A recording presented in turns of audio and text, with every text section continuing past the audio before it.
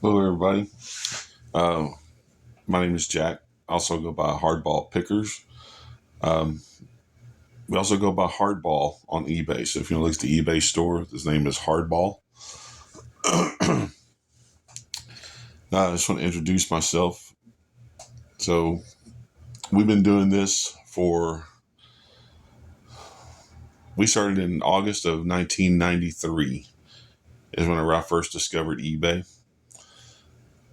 We, uh, we didn't start selling on eBay for a little while after that.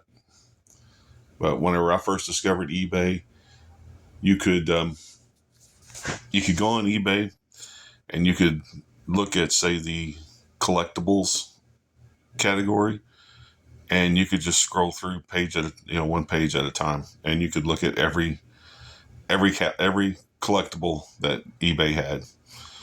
It was probably 15 pages of collectibles, and that was it. So eBay was in its infancy at the time. Um, we started selling on eBay probably the next summer, and it didn't really work out for us then because we did it completely wrong. First of all, we did it using uh,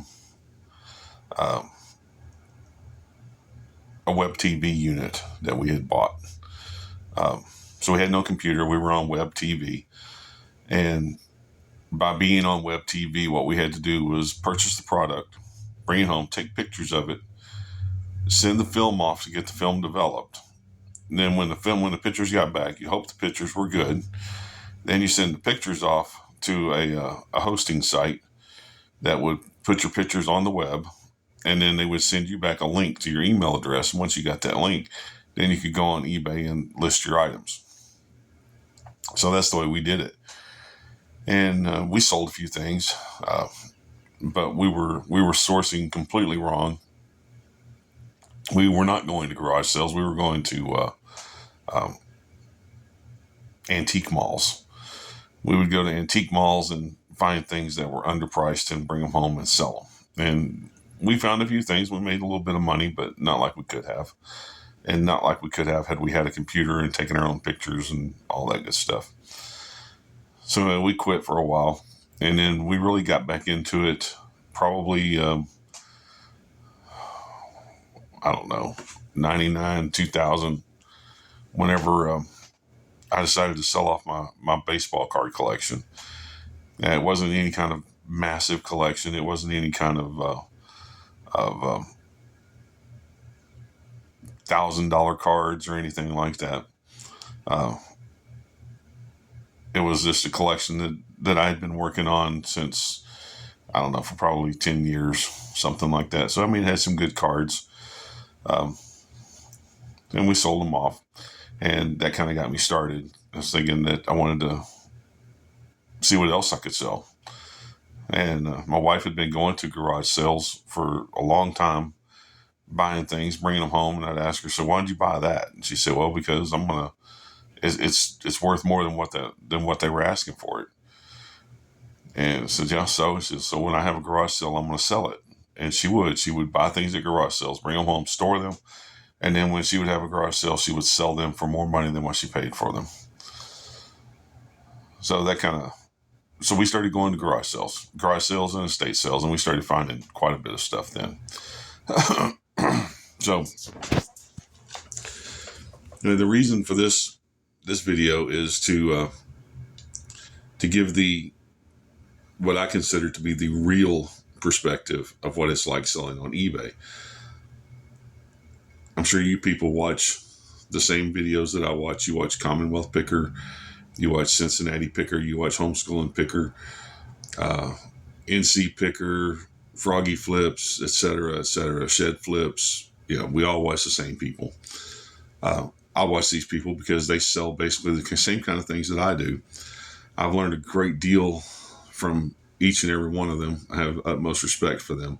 And I'm not here to bash any of them or put down what they do or their videos or anything like that. Um, I just think that there needs to be a different perspective. So, having said that, I don't think you go to garage sales every weekend and find, I don't anyway, not around here. I don't go to garage sales and find the kind of things that these people are finding. Um, Commonwealth Picker, God bless him, uh, he finds some of the best stuff I've ever seen, and I don't know how he does it. It's just, you just got to be out there. Um, I don't find racks of vintage shirts, and I don't find uh, boxes of video games and all this kind of stuff. I don't find it. It's very, very seldom that I find anything like that. Um, so I just want, if you're thinking about doing this, just be prepared, because every garage sale is not like what you see on these videos. The garage sales that I go to, it's, I think everybody in Texas uses eBay to price their garage sales or their estate sales. It doesn't matter. If you're buying on Facebook, it doesn't matter. They're using eBay to set their prices. They want eBay prices, but they don't want to do the eBay work. So they're trying to get as much money as they can get for their stuff.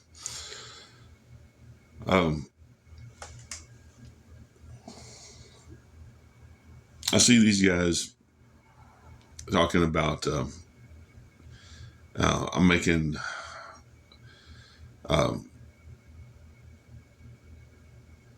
thousands of dollars a month doing this. I'm making tens of thousands of dollars a month doing this. And I'm making $100,000 a year, and numbers like that being thrown out. And I know some of them have told you before that the numbers that they're putting out are gross numbers. That's just, and the number that I'm going to give you here is a gross number, but this is what my average. I usually make about $1,000 to $1,500 a month is about what we're making right now. We sell part time. We don't do this full time. We make about $1,000 to $1,500 a month. That is a gross number. That's what shows up on my eBay page. So that is what actually I get paid. That's the amount of money that I actually have going into my account, while my customers are paying to eBay. So I don't do free shipping. I do very, very little free shipping. So there's no shipping coming out of that. There is eBay fees coming out of that, and of course cost of goods coming out of that. So out of that $1,000, $1,500 a month, we're probably actually netting around $700 to $1,100 a month, something like that.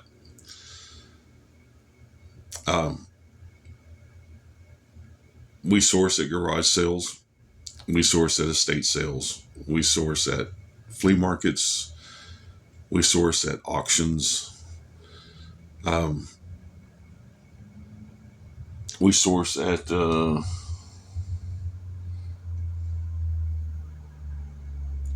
thrift stores. So I've seen other people who talk about the retail arbitrage and wholesale. Wholesale's fine. You can get good prices on products made in China, and you're going to be selling the exact same product as 500 other people on eBay. I know I checked out, I think it's Alibaba. I checked that out one time and started looking at some of the things they had on there and what I would have to charge for it. And then go look back and compare that on eBay. And I promise you there's at least 300, 400, 500 people on there selling the exact same product. Garage sales to me are the best source. Retail arbitrage is not bad. I just personally don't want to go stand in Walmart at the clearance aisle for 6 hours scanning UPC codes to try and find 3 or 4 items, that I can make a decent profit on. To me, that's not worth my time. I have done it. I will do it. I don't spend that much time, but I will go to Walmart, Target, Kohl's, whatever, stand on the clearance aisle and scan for an hour and just see what I can find. Um, so that's pretty much it on the sourcing part of it. In my opinion, garage sales are the best. Estate sales are good. Estate sales are going to get better quality stuff, but you're going to pay more for it. Um, Thrift stores are kind of the same way. You're going to pay more for what you get because they've got overhead and bills to pay, and um,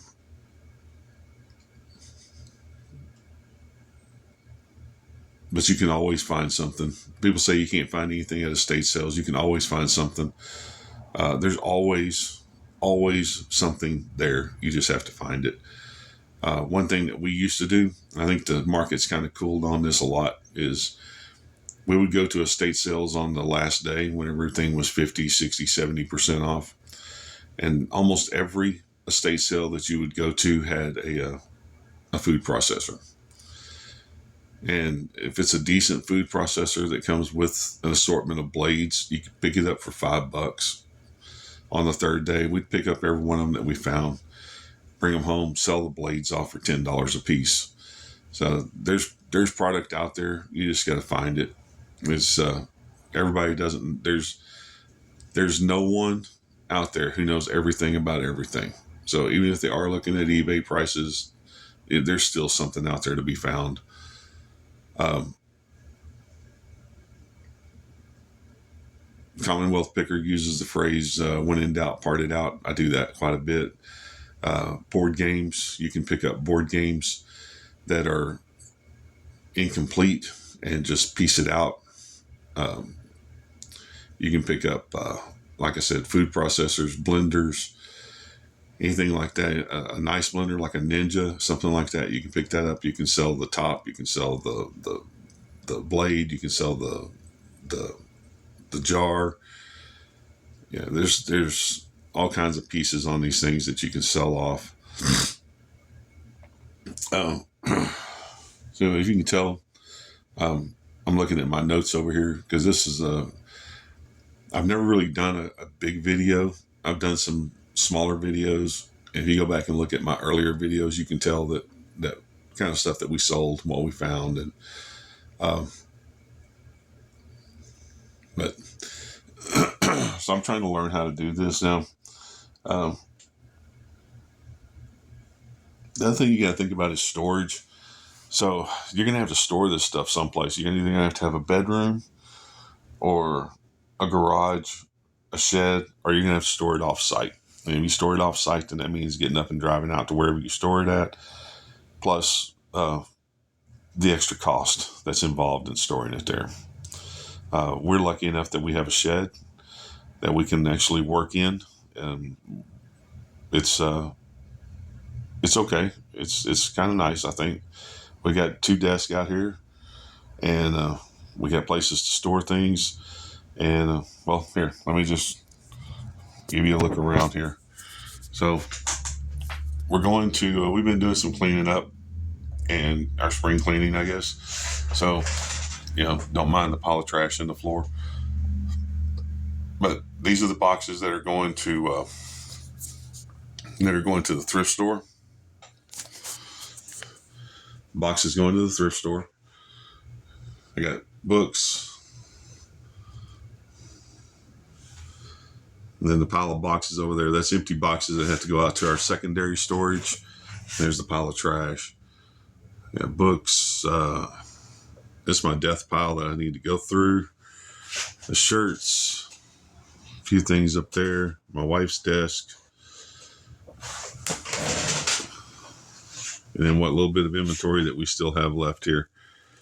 And the inventory system that we use is the banker's boxes, the A1, A2, A3, and so on. To me, that's the most simple way to keep things organized, to know where everything's at. Because believe me, whenever you sell something and you can't find it, you have to write this person back and tell them that I'm sorry, I'm going to have to refund your money because I can't find this item. It's extremely embarrassing. This is my desk. But it's extremely embarrassing. So you want to know where your product is at all times, be able to get to it and find it.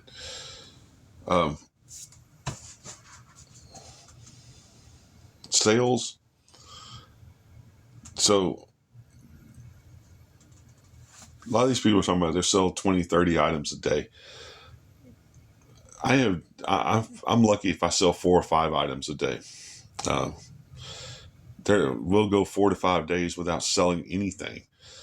And then we might sell 4 to 5 items a day for 3 or 4 days in a row. I would say probably on average, we sell probably 10 to 15 items a week.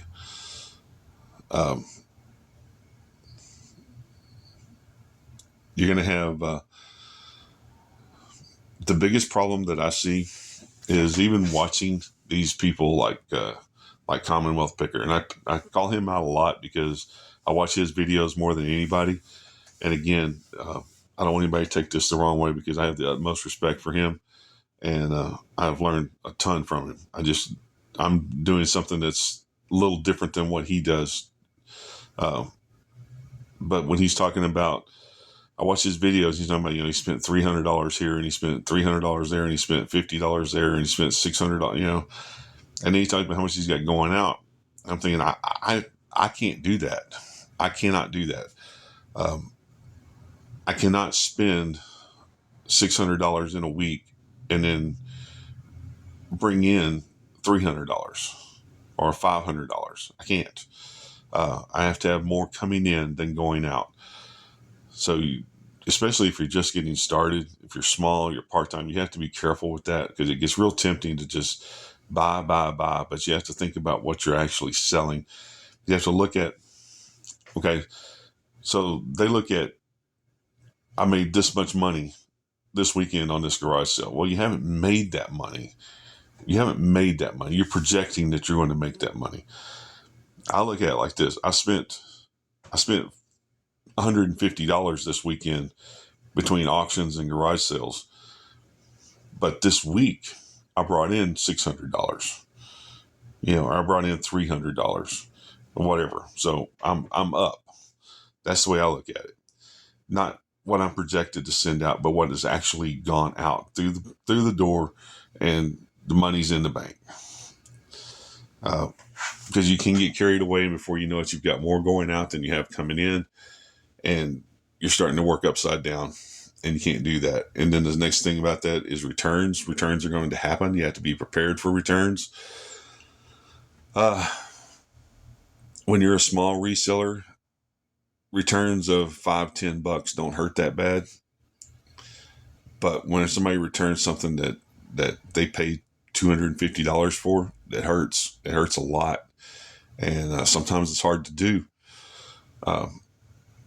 Sometimes it's hard to give that money back because it's not there.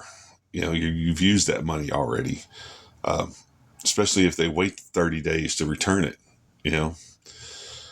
So just be prepared for returns. Keep some money put back so you can do these returns whenever you have to. Returns will happen. Like I said, scams are going to happen. And all the time I've been doing this, I think I've been scammed probably maybe 3 times. Scams aren't as bad as what people think they are. You get hit every once in a while. You'll get somebody who claims they didn't get a package, or claims that they got it, but it wasn't as described, and then they send it back and it's something totally different than what you sent them. That does happen. It's happened to me. It's happened to a lot of people. As part of doing business, you have to deal with it. There's really nothing you can do about it. You can report it, and hopefully eBay gives you your money back, or hopefully, eBay sides with you, but more than likely they're not going to side with you. They're going to side with the buyer. And so I'll give you, for example, I had a case one time where I sent somebody 25-pound weights. And whenever I sent it off, I sent it through the post office, and it weighed exactly 25 pounds. And whenever the package that they sent back, it had the didn't have all the weights to it, and when they sent it back, the package only weighed 18 pounds. So I told eBay, and eBay said, "Well, yeah, we can't go by that." Well, they didn't send back 25 pounds of weights because it's not 25 pounds in the package, but they wouldn't side with me. So I lost the weights and the money, and there wasn't anything I could do about it. So it happens. Just be prepared for it.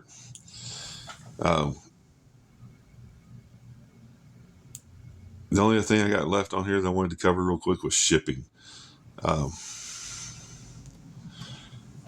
and I'm not going to cover too much on shipping. Everybody else covers shipping, how to ship, and I'm sure if you're watching this, you know all about pirate ship, and you know that eBay saves you money if you ship with eBay and all that good stuff. You know about priority mail. Priority mail is the biggest scam there is. Uh, make sure that priority mail benefits you before you use it, or not priority mail, flat rate shipping. Make sure that flat rate shipping benefits you before you ship it flat rate, because most of the time you're going to lose money.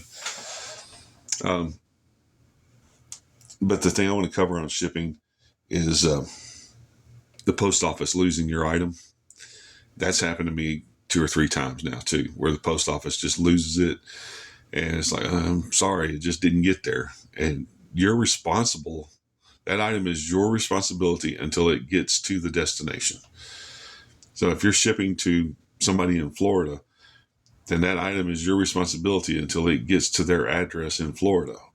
So until you have a tracking number that shows that that item was delivered to this address, it's your responsibility. Once that tracking number shows that it's been delivered, it's no longer your responsibility. So if it gets delivered to somebody's house and set on their porch, and then somebody takes it off their porch, that's not your responsibility. That's between them and the post office at that point. Um, but if it never makes it, and it goes 4 or 5 days, or say it goes 3 weeks without being delivered, so now at this point you have to refund their money. Okay, you're probably not going to get anything back from the post office. Post office is going to give you the runaround. You won't get anything back from them. So you're going to be out the money, you're going to be out the product, and then there's a good possibility that within a week or two it suddenly starts moving again and gets delivered anyway. And the person who gets it is not going to call you up and say, "Hey, I got that package, so let me go ahead and deposit this money in your account." Yeah, you'll never hear from them again. They're going to have their product and their money. Um, there's just nothing you can do. It's going to happen. It will happen at some point. So just be prepared for things like that. Make sure that you got some money put back. And if you're gonna try and do this full time, make sure that you have money put back. Lots of money put back. The one time that we tried to go full time, we made so much money. There was so much money coming in, but then all of a sudden the bottom dropped out, and we were not prepared for it, and ended up having to go back to work. But we had enough money coming in to pay our bills, and then we would have a little bit left over to go garage selling or go to auctions. And I mean a little bit, like take $50 to the auction to spend, and that's all we had. And try to find some things to make some more money with, you know. Um, so just make sure that you've got money put back. Whatever you think is a safe number, it's got to be, God, probably at least 3 times your mortgage payment or your rent or whatever, and 3 times your car. You got to be able to live for like 3 months. Have three months worth of savings, at least 3 months worth of savings, to be able to absorb the returns, and be able to absorb the scams, and be able to absorb the low points, because there are low points in eBay. It's highs and lows, and don't get too high on the highs and don't get too low on the lows. That's the biggest thing that I can tell you. So again, I hope nobody was offended by this, because I really don't want to knock these guys, because like I said, I follow them. I follow their advice. I'm looking for the same things that they are, but different people are at different points in their travels, and not everybody is at the same point that they're at. And I'm thinking that there's probably more people out there who are at the same point that I'm at. who would like to see a video like this about what it's really like and what you really make and what your sales are really like. So I guess that's it. The biggest piece of advice I can give you is buy in bulk when you can. If you can buy somebody's collection, buy it. The more that you can have of one item, the easier it is. The more you make, you get a better deal by buying all of them, and you get so. Two stories real quick. One, we were at a thrift store. We found two coffee filters. They're the little plastic mesh coffee filters. We found a tote that had like 15 of those in it, 15 of them brand new. And we got the whole tote for like $5, I think. And I took it home, and one listing, I had them all listed for $10 a piece. And we sold every one of them. And so that's quick money. It's easy money. And then another time, a lady was selling for a friend. She was selling off his reel-to-reel player and reel-to-reel tapes. And she wanted $600 for it. And I waited until she got down to $300, and I started looking at it.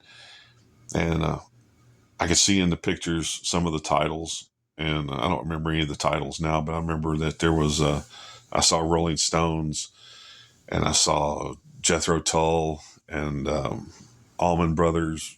You know, basically it was all classic rock. So I thought, you know what, I can. There was about 30 of them. I thought, even if I sell them for $10 a piece, I can get my money back.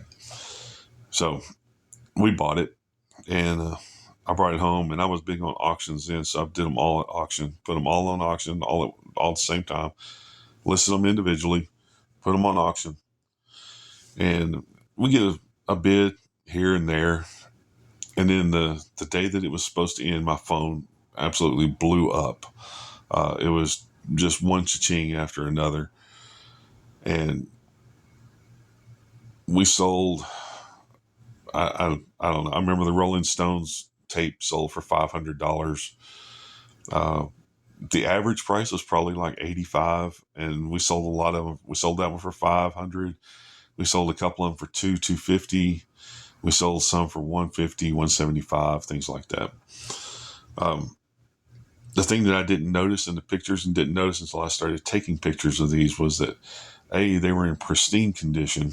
The boxes looked like they'd hardly ever been opened. The spine on the boxes wasn't even creased or anything. And then I got to looking at them, and they were almost about 98% of these tapes were quadraphonics. So yeah, we turned $300 into about $3,000 real quick. So that's the fun part. That's the fun part of eBay. So if this is what you're going to do, go out there and enjoy it. You know, do it, enjoy it. To me, the hunt is the best part. Just seeing what you can find. But yeah, do it, enjoy it, and just be prepared. Be prepared for the low times. Be prepared for the scams. Be prepared for the returns. All right. And if you like this video, subscribe. Hit the like button and subscribe. I'd appreciate it. Thanks a lot.